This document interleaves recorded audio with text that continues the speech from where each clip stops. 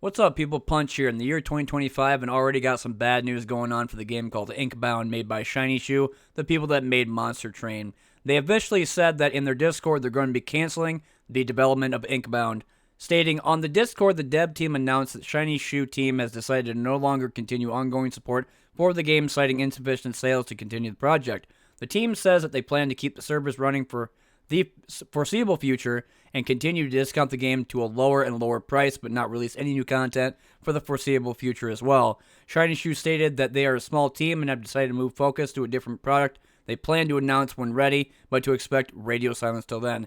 That is not acceptable. I don't give a damn why they did that. They still have 2 empty slots for aspects, which are the characters in the game. You have a total of 8 going right now, and I mean I could list them when we get to it, but you're discontinuing because you want to do another project? What about finishing the project you're doing now? Yes, it is out of early access. Yes, the game is out of into 1.0, but that doesn't mean you can't finish it. Yes, you have the Unbound as your so-called end-all be-all boss, but you don't have all of the aspects in the game. There should be 10, not 8.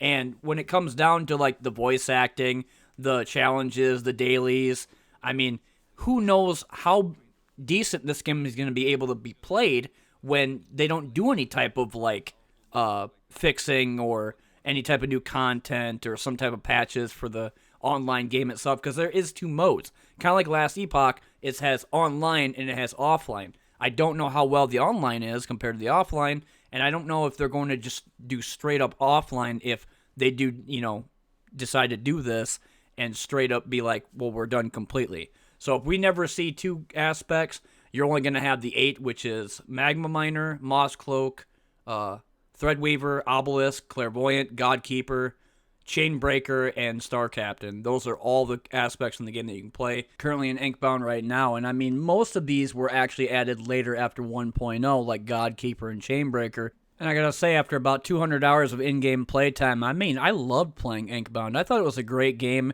and the amount of times that they kept changing all the different vestiges, the different trinkets and challenges, doing different dailies like they did for card games I played in the past. Similar to Monster Train as well, Fights in Tight Spaces, and even Ring of Pain. But I mean, I'm just a little confused about this, because whatever happened to the money for Inkbound and Monster Train together? Couldn't they just make another team, hire a couple more people, have a B or D team, and then just have somebody update everything for these games that they put out in the past? Currently, they have Monster Train and Inkbound, maybe some other projects that were in the works or that have been put out in the past too, like I've seen some indie devs do.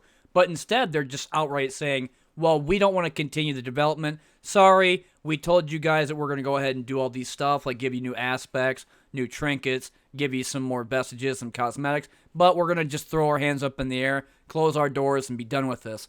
And this is the exact same shit that it's hard for me to tell people in early access, though again, this is not early access, this is a 1.0 release, that it is difficult to tell when these developers are going to be like, we wash our hands with this, we're done.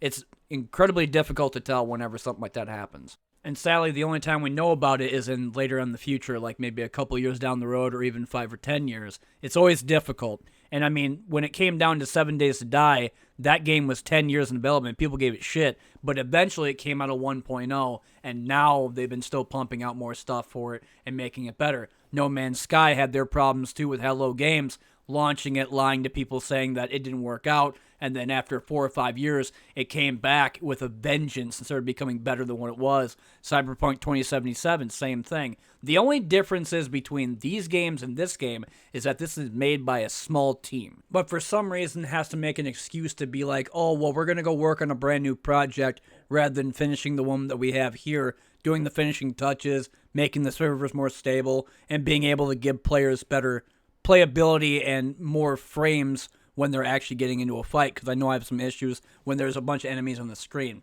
Basically, what I'm telling you in short is that if you're going to buy Inkbound, or you thought about buying Inkbound simply because it's Shiny Shoe and they made Monster Train, I highly recommend you do not now, especially for the asking price they're going for, $30.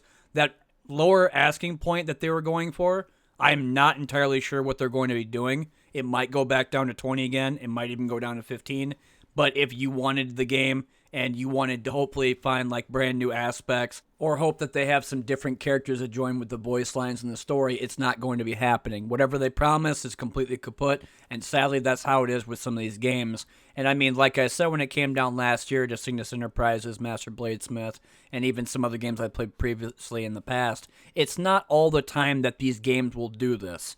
And it's not very often that you see this happen. It's just these people are looking for more avenue ways of making money, and that's just all it is. If the game didn't make that much money after 3,100 copies sold, then I don't know what to really tell them. But if they think that they're going to be getting a lot of support from these people, like myself, to buy their games again after they abandon something like this, I'm absolutely not going to. I know some people will be on the comment section or some other place in the forum somewhere being like, well, you know what? They did a pretty good job with it. And I mean, honestly, they had a good concept and they had a good, whole thing going on. You shouldn't get all pissy with them and everything. But this is the same thing I said to people about Cygnus. You're an idiot. You're trying to defend people that literally put in a cash grab game or that promised people that they were going to do developments. Same thing with Lynx Works and Aragami 1 and 2. They were going to do a bunch of stuff, but instead they closed their doors and said, hey, buy our game for $35, but we're going to see you later. So, I mean, it's always difficult to tell when games do this, and when it does happen, it sucks. But that being said, it's the year 2025. I got another video coming out this week or later on next week for Quasimorph, and it's going to be the beta for the Great Cleanup. Can't wait to be playing more of that game because it looks so much better with all the stuff going on and the new clothes, weapons, and tools. But anyway, I've been One Nut Punch. Thanks for watching.